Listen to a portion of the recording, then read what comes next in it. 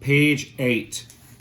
Sometimes for hyperbolas, instead of going up and down, they can go left and right. So here they go left and right. Here they go up and down. So if it's left and right, x squared comes first. If it's up and down, y squared comes first. But the center is not always the origin. It's h comma k. So these are the basic forms for a hyperbola.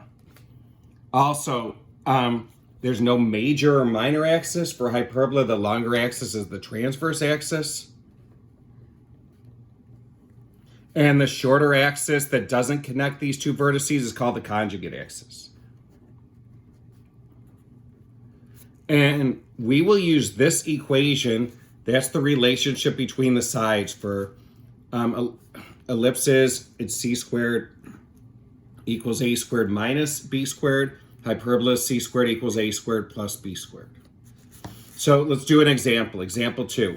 Find the equation of the hyperbola with these focus points. Here's 1, -5. Here's 1, 1.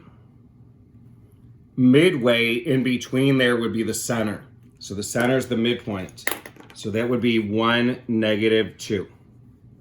So if the focus points are above and below the center, we know the graph is going to go something like this. So since it's going up and down, y comes first. So it's in this form.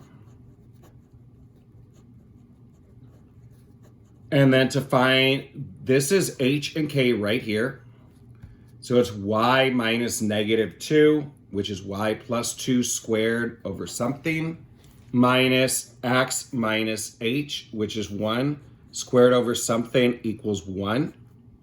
And then what else do we know? The transverse axis is 4 units long. That means from center to vertice, in each way, we're going up and down 2, because the whole length is 4.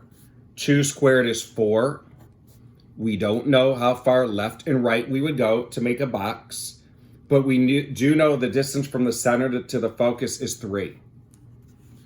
So I could say c squared equals a squared plus b squared.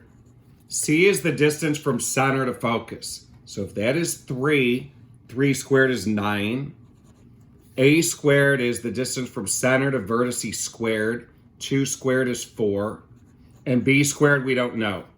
So 9 minus 4 equals b squared. B squared equals 5. So if I plug in 5, here's my equation for 2.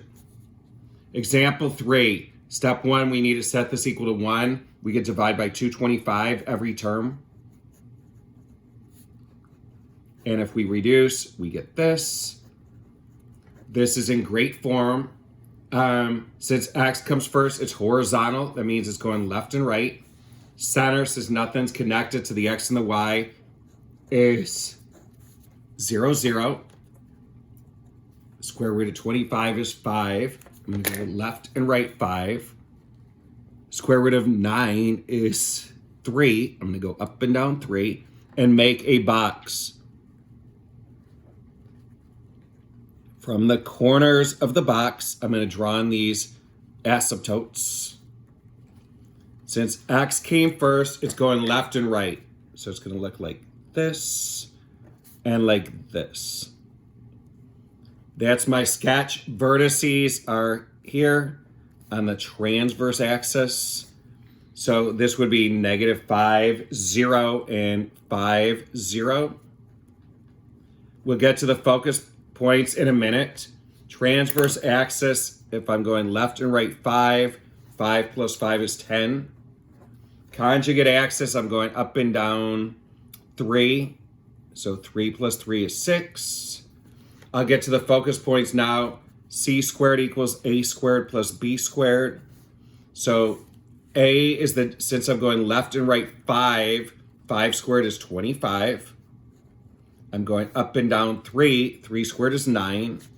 If we solve for c, I get plus or minus root 34. So because the vertices are left and right of the center, so are the focus points. So the focus points would actually be left and right root 34. So it's going to look like this. Those are my focus points. Asymptote equation, y equals plus or minus. So what we do here is this. We take the square root of the term under the y squared. Square root of 9 is 3. Over the square root of the term under the x squared, that is 5, times x.